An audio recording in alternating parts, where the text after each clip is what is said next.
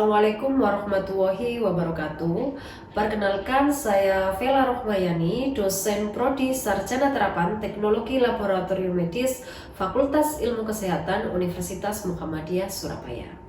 Pada kesempatan kali ini, saya akan melakukan pembuatan video penyampaian narasi mata kuliah dan video pembelajaran untuk penyusunan persyaratan PDD UKT-PT Sirdos tahun 2025.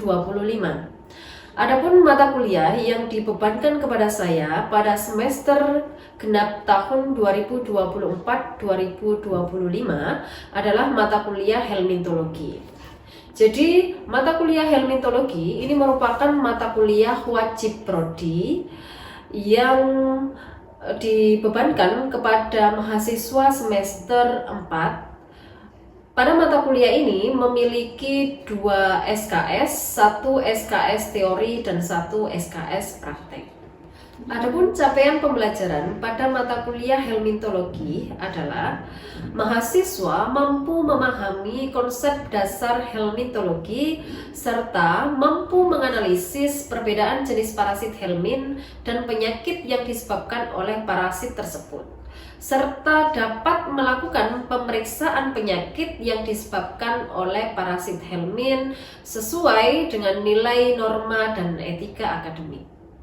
Adapun bahan kajian pada mata kuliah helmintologi yaitu meliputi pendahuluan helmintologi, helmin kelas Cestoda, helmin kelas Trematoda, helmin filum nematoda usus, darah dan jaringan, kemudian pemeriksaan parasit secara kualitatif, pemeriksaan parasit secara kuantitatif, pemeriksaan parasit secara molekuler, K3 dan penanganan limbah pada pemeriksaan helmin, serta pemantapan mutu pada pemeriksaan helmintologi. Pada mata kuliah ini nantinya akan diberikan kepada mahasiswa sebanyak 16 kali pertemuan yang terdiri atas 14 pertemuan materi, kemudian 1 pertemuan UTS dan 1 pertemuan UAS. Adapun pendekatan yang dilakukan pada mata kuliah ini yaitu pendekatan pembelajaran secara kontekstual dan student center learning. Artinya pembelajaran dilakukan berbasis pada mahasiswa. Kemudian untuk model pembelajaran yaitu pembelajaran kooperatif, project based learning, small group discussion, serta praktek laboratorium. Untuk metode yang digunakan yaitu presentasi, diskusi, tanya jawab, serta penugasan. Akses daftar hadir, materi, penugasan atau kuis dapat diakses oleh mahasiswa secara online di e-learning UM Surabaya. Untuk penilaian pembelajaran dan kriteria penilaian pada mata kuliah ini meliputi aktivitas yaitu sebesar 10%, penugasan yaitu sebesar 15%, UTS sebesar 10%, UAS sebesar 15%, kemudian laporan dan ujian praktikum sebesar 50%. Demikian pemaparan tentang RPS pada mata kuliah helmintologi yang saya ampu. Untuk selanjutnya akan saya cuplikan video pembelajaran yang saya lakukan di kelas pada mahasiswa semester 4. Terima kasih. Assalamualaikum warahmatullahi wabarakatuh. Waalaikumsalam warahmatullahi wabarakatuh. Oke, alhamdulillah pada pagi hari ini kita masih diberikan kesempatan dan juga diberikan kesehatan oleh Allah SWT sehingga bisa melaksanakan perkuliahan mata kuliah helmintologi. Ya, seperti biasa, sebelum kita mulai perkuliahan, marilah kita membaca doa bersama terlebih dahulu. Berdoa dimulai.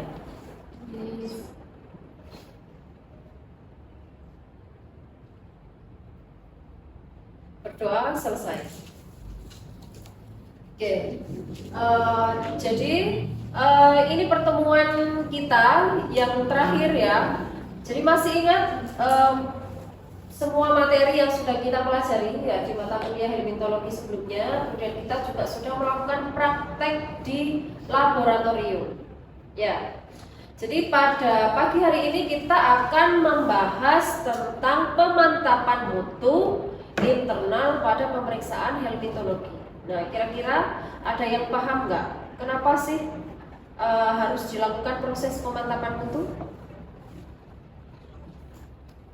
Penting nggak pemantapan mutu dilakukan? Jadi ini menjadi sangat penting untuk dilakukan ya, proses pemantapan mutu pada pemeriksaan helmintologi. Sehingga tujuannya nanti setelah melakukan proses mata kuliah ini, mahasiswa mampu melakukan atau mengevaluasi dan menginterpretasikan hasil pemeriksaan helmintologi dengan tepat. Ya, kemudian selain itu mahasiswa juga mengetahui ya bagaimana kemudian prinsip-prinsip kontrol kualitas baik itu internal maupun eksternal pada pemeriksaan helmintologi. Ya, selain itu juga mahasiswa harus mampu mengidentifikasi ya masalah atau potensi masalah dan juga mampu mencarikan solusi dari masalah yang terjadi di laboratorium. Ya. Jadi kita sebagai seorang ATLM ya, ini harus mampu menjamin mutu. Ya, ini sesuai dengan visi ya pada prodi STRTLM yaitu manajemen mutu laboratorium. Ya, sehingga mahasiswa ya itu harus benar-benar paham dan bisa mengaplikasikan dalam pelaksanaan praktek di laboratorium. Ya. Sehingga nantinya hasilnya itu bisa dipercaya. Ya, ketika kalian melakukan pemeriksaan atau periksa di suatu instansi rumah sakit, ya, kalian kan ingin hasilnya itu benar atau salah? Benar. Ya, nggak mungkin kalian periksa untuk mendapatkan hasil diagnosis yang salah. Ya, pasti pengennya itu hasilnya harus benar, ya, harus akurat dan bisa dipercaya. Nah, selain itu yang kalian inginkan apa kalau periksa di rumah sakit? Cepat ya, pengen hasil yang cepat atau yang lama? Cepat ya, pasti semua orang yang melakukan pemeriksaan di rumah sakit itu pengennya itu hasilnya cepat keluar. Selain itu juga tepat, ya, artinya hasilnya itu valid, ya, dapat dipercaya. Nah, untuk mendapatkan hasil yang seperti itu maka penting untuk dilakukan proses penjaminan mutu internal di suatu laboratorium, termasuk di laboratorium parasitologi ya di mata kuliah helmintologi ya. Nah, secara umum ya ada 3 tahapan pemantapan mutu ya. Yang pertama yaitu tahap analitik, kemudian tahap analitik dan tahap pasca analitik. Ya, ini semua sudah kalian lakukan saat praktek di laboratorium. Ya, tidak mungkin ketika praktek kemudian kalian tiba-tiba melakukan proses analitik tanpa peran. Ya, jadi pasti melakukan proses pra-analitik dulu, kemudian analitik, baru kemudian pasca analitik. Ya. Nah, di tahapan pra-analitik, nah ini ada hal-hal penting yang perlu diperhatikan oleh mahasiswa. Jadi kalau kita bicara pra-analitik, maka ini terkait dengan pengumpulan sampel. Sampai dengan sampel itu nanti di lab ya, siap untuk dilakukan proses pemeriksaan. Ya. Jadi yang pertama yang perlu diperhatikan adalah proses persiapan pasien. Jadi jangan kemudian pasien tidak diapa-apa dulu, udah langsung disuruh untuk sampling. Ya, tidak mungkin begitu. Jadi harus disampaikan dulu. Ya, jadi pasien harus dipahamkan dulu supaya tidak kaget. Ya, tentang pengambilan sampel yang akan dilakukan. Nah, kemudian proses labeling ya atau pemberian identitas.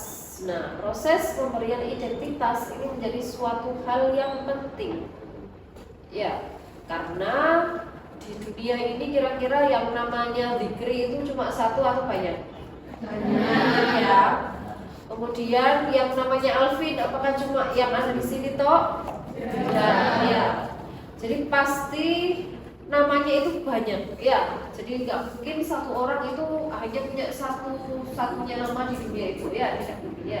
Sehingga sangat mungkin ketika proses labeling atau identifikasi ini terjadi proses kesalahan ya, karena pertukaran sampel pasien. Makanya ketika identifikasi itu harus minimal ada 2 kata ya. Di sini ada yang namanya satu kata. Siapa? Zain ya. Jadi kalau Zainuri maka harus ditulis 2 kali ya, Zainuri.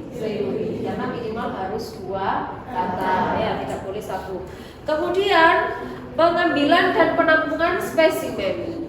Nah, biasanya kalau kita melakukan pemeriksaan herpetologi itu sampelnya pakai sampel apa kemarin? Feses ya. Jadi nanti sampel yang diambil itu harus ditempatkan pada pot feses ya, karena beda Pak, ada yang disebut sebagai pot fluid, ada yang disebut sebagai pot feses ya, jadi tempatnya juga harus sesuai. Kemudian penanganan spesimennya seperti apa, proses penyimpanannya, kemudian transportasi saat proses pengiriman spesimen, kemudian pengolahan dan persiapan spesimen sehingga sampai spesimen atau sampel itu siap untuk diperiksa di laboratorium. Nah, itu semua itu masuk di tahap pra-analitik. Ya, sampai sini bisa dipahami? Bisa. Oke, kita lanjutkan ya. Pra-analitik ya, ini dilakukan sebelum kalian melakukan proses pemeriksaan. Jadi dimulai dari proses pengambilan sampel tadi, ya. Nah, tujuannya mengendalikan proses pengendalian pada tahap pra-analitik itu adalah spesimen itu sudah sesuai atau berkualitas spesimennya. Ya, makanya perlu dilakukan pemantapan mutu. Jadi ketika orang ngambil sampel itu tidak sembarangan ya. Ya sembarang, pokoknya kita ngambil sampel tidak, tapi harus dilakukan pemantapan mutu. Apakah sampelnya itu pengambilannya sudah sesuai, kualitas sampelnya seperti apa, proses labeling atau identifikasinya seperti apa. Itu adalah hal-hal penting yang harus diperhatikan saat tahapan pra-analitik. Ya. Ternyata proses kesalahan pada tahap analitik itu paling besar dibandingkan dengan tahap analitik dan pasca analitik. Nah, kira-kira ada yang tahu? Oke, Dikri silakan bisa berdiri, Dikri. Bisa menjelaskan kenapa sih di tahap pra-analitik ini tingkat kesalahannya itu paling besar dibandingkan dengan tahap analitik dan pasca analitik? Karena di tahap pra-analitik berkaitan dengan pasien.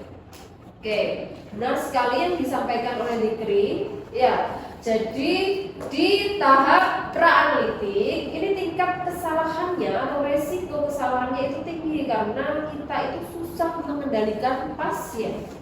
Jadi ada keterkaitan dengan pasien, itu yang menjadikan tahap ini menjadi susah untuk dikendalikan. Sehingga resiko kesalahannya itu bisa 60 sampai 70%. Ya.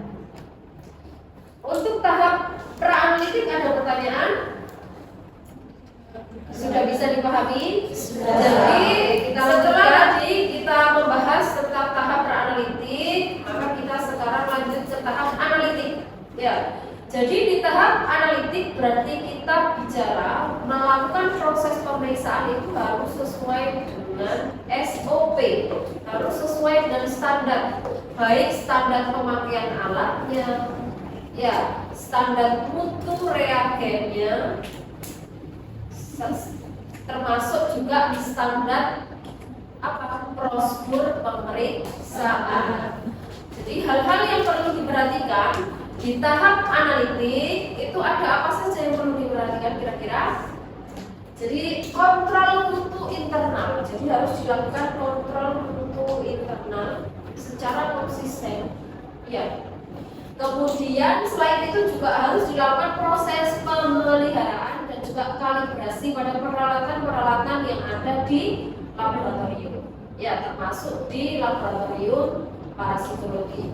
Kemudian kualitas mutu, jadi bukan hanya alatnya nih yang dijamin kualitasnya, tapi juga reagennya. reagennya ini juga harus diperhatikan, dicek secara berkala ya. Dikasih labeling ya, kapan reagen ini pertama kali dibuka ya, expirednya sampai tanggal berapa, penyimpanannya itu seharusnya di mana, dan dilakukan proses pengecekan berkala bagaimana kualitasnya, apakah sudah expired atau belum. Dan itu termasuk pemantapan mutu di tahap analitik ya. Selain itu yang tidak kalah penting yaitu kompetensi yang dimiliki oleh seorang ATLN ya. Jadi makanya kalian itu ada praktek skill lab langsung di lab supaya kalian itu dibekali dengan ini ya, kompetensi. Jadi kalian punya skill lab yang baik sehingga tidak melakukan kesalahan pada tahap analitik ya. Jadi ya, menjamin kualitas peralatan, kualitas SDM atau kualitas seorang ATLM itu juga harus penting diperhatikan. Nah, tingkat kesalahannya ternyata tadi kalau di pra-analitik kan tingkat kesalahannya sangat besar ya, 60 sampai 70%. Kalau untuk di tahap yang analitik tingkat kesalahannya hanya kecil saja, kurang lebih 10% sampai dengan 15%. Nah, kenapa kira-kira kok masih terjadi tingkat kesalahan? Ya, ada resiko terjadinya kesalahan di tahap analitik. Ada yang tahu? Oke, Ara silakan bisa berdiri Ara dan menjelaskan pada temannya yang lain. Karena skill lab yang dimiliki oleh seorang ATLM seperti sedang mengerjakan sampel sesuai dengan prosedur. Oke, sehingga di tahap analitik, oke Ara silakan duduk. Jadi di tahap analitik ini penting sekali melatih skill. Ya, makanya ketika praktek, walaupun kalian itu berkelompok, mahasiswa per orang itu harus mencoba secara mandiri. Ya, sehingga benar-benar punya skill lab yang bagus. Ya. Sehingga nanti kalau kalian sudah waktunya PKL di rumah sakit itu sudah siap melakukan pemeriksaan. Ya. Oke, selanjutnya yaitu di tahap pasca analitik. Ya. Jadi alurnya tadi kita sudah paham tahap pra-analitik itu seperti apa, tahap analitik seperti apa, maka sekarang masuk di pasca analitik. Jadi kalau kita bicara tahapan pasca analitik berarti pasca melakukan pemeriksaan pada sampel. Nah, ternyata pasca pemeriksaan pada sampel itu bisa terjadi proses kesalahan. Ya. Jadi pada tahap pra-analitik itu berkaitan dengan apa? Penulisan hasil. Setelah hasil ditulis maka harus diinterpretasikan dulu. Ya. Jadi ditulis hasilnya seperti apa, diinterpretasikan. Setelah itu harus dilaporkan. Ya. Jadi ada 3 tahapan penting dalam pasca analitik. Nah, pada tahap pasca analitik ini juga ada resiko terjadinya kesalahan. Ya. Tapi mungkin persentasenya itu kecil ya jika dibandingkan dengan tahap pra-analitik tadi. Ya. Jadi ada kemungkinan kesalahan sebesar 15 sampai 20% di tahap pasca analitik. Nah, kira-kira ini kenapa sih kok masih terjadi resiko kesalahan di tahap pasca analitik? Ada yang tahu? Oke, Karina silakan bisa berdiri dan menjelaskan pada temannya yang lain. Kesalahan pada pasca analitik itu karena sulit membedakan antara protein satu dan lain. Oke, ini curhat pengalaman ya Karina ya. Terima kasih Karina. Jadi silakan duduk. Jadi memang ya ketika di lab kemarin ya bukan hanya sulit membedakan antara telur cacing satu dengan yang lain ya. Bahkan mahasiswa terkadang masih bingung apakah ini gelembung atau telur cacing. Ya, makanya harus diperhatikan. Karena mungkin secara morfologi itu kalau di mikroskop itu agak mirip-mirip ya antara telur cacing satu dengan yang lainnya. Makanya ketika kalian, oh saya sudah bisa Bu melakukan sampling dengan benar dan tepat. Oleh sebab itu makanya kita penting ya atau perlu melakukan proses pemantapan mutu di laboratorium, khususnya di proses pemeriksaan helmintologi ya. Oke, supaya nanti lebih dipahami ya, maka silakan mahasiswa membagi diri menjadi 3 kelompok ya. Untuk kelompok pertama nanti masuk sebagai kelompok pra-analitik, jadi silakan kalian melakukan proses identifikasi. Kira-kira faktor atau kesalahan-kesalahan apa saja yang bisa terjadi di tahap analitik, pra-analitik ya.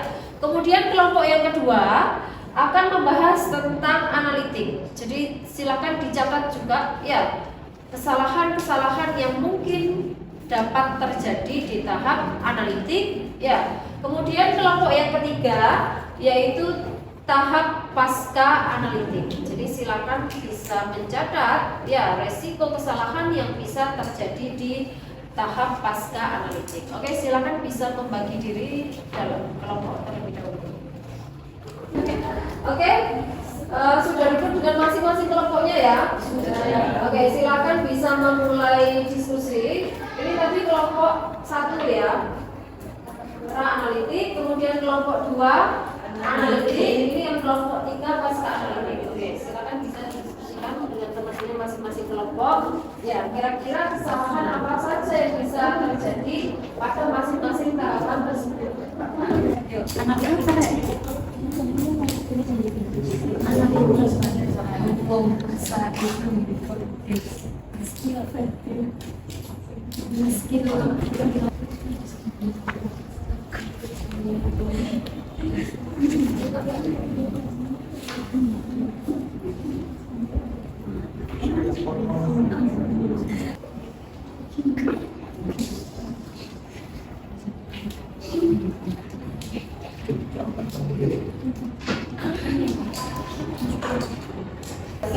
sekarang perwakilan dari masing-masing kelompok bisa menyampaikan hasil diskusinya ya.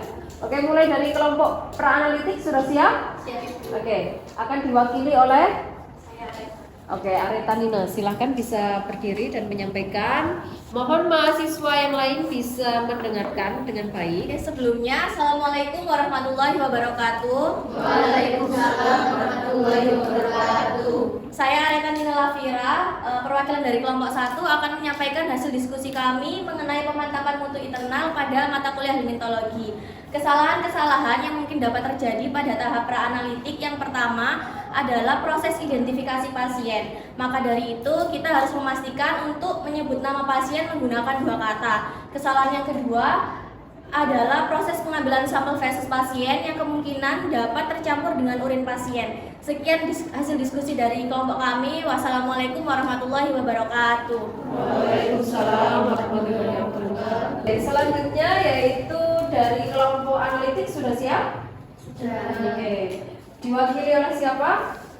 Oke, Vida, silakan bisa berdiri dan memaparkan hasil diskusi kelompoknya, Vida. Baik, Assalamualaikum warahmatullahi wabarakatuh. Waalaikumsalam warahmatullahi wabarakatuh. Saya Vida Zulfaila, perwakilan dari kelompok 2. Di sini saya akan menyampaikan hasil diskusi kami mengenai pemantapan mutu internal pada tahap analitik pemeriksaan helmintologi.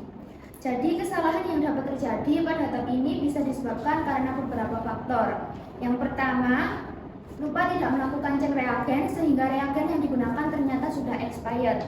Kemudian tidak dilakukan proses kalibrasi alat, dan kemudian tidak dilakukan maintenance atau pembersihan mikroskop sehingga penampakan pada mikroskop kotor dan kurang jelas dan hasilnya tidak sesuai. Oke. Terima kasih Vida. Untuk selanjutnya yaitu kelompok pasca analitik. Sudah siap kelompok pasca analitik? Sudah. Siapa yang mewakili presentasi? Oke, Farid silakan berdiri dan memaparkan hasil diskusi kelompoknya.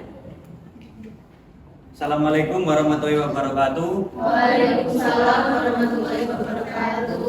Perkenalkan, saya Ahmad Maulana Farid. Saya perwakilan dari kelompok 3 akan mempresentasikan hasil diskusi kami mengenai pemantapan mutu internal pada mata kuliah helmintologi. Yaitu kesalahan yang terjadi di pasca analitik pada praktikum helmintologi, salah satunya pada faktor manusia. Yang pertama, kesalahan pelaporan yang seharusnya ditulis positif namun ditulis negatif. Yang kedua, salah perhitungan jenis cacing atau telur cacing. Yang ketiga, salah identifikasi cacing atau telur cacing sehingga dapat mempengaruhi hasil diagnosis. Sekian presentasi dari kelompok kami. Assalamualaikum warahmatullahi wabarakatuh. Waalaikumsalam warahmatullahi wabarakatuh. Oke, tadi semua kelompok sudah memaparkan hasil presentasinya. Maka sebelum kita akhiri perkuliahan pada pagi hari ini, apakah ada yang berkenan untuk menyimpulkan perkuliahan hari ini? Oke, Alvin silakan bisa berdiri. Assalamualaikum warahmatullahi wabarakatuh. Waalaikumsalam warahmatullahi wabarakatuh. Kenalkan, saya Alvin Nur Hidayat akan menyimpulkan materi perkuliahan pada pagi hari ini.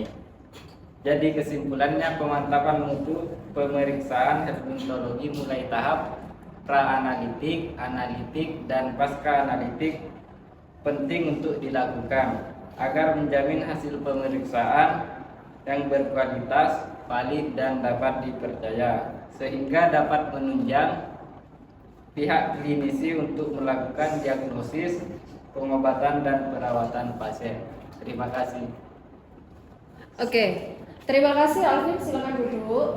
Jadi benar sekali ya bahwa sangat penting ya untuk melakukan proses pemantapan mutu ya, mulai dari tahapan pra-analitik ya, kemudian analitik dan pasca analitik ya. Dimana jika kita melakukan pemantapan mutu di ketika proses atau tahapan tersebut, maka dapat dipastikan bahwa hasil pemeriksaan yang kita lakukan itu akan mendapatkan hasil yang valid ya, dan dapat dipercaya, sehingga dapat membantu proses penegakan diagnosis suatu penyakit ya.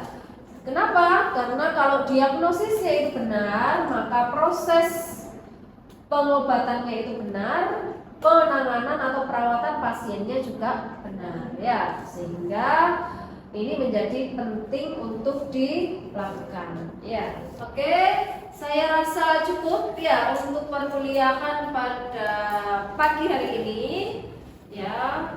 Kurang lebihnya saya mohon maaf. Semoga apa yang kita pelajari pada pagi hari ini bisa bermanfaat bagi kita semua. Amin. Oke, saya akhiri. Billahi fisabilillah, fastabiqul khairat. Wassalamualaikum warahmatullahi wabarakatuh.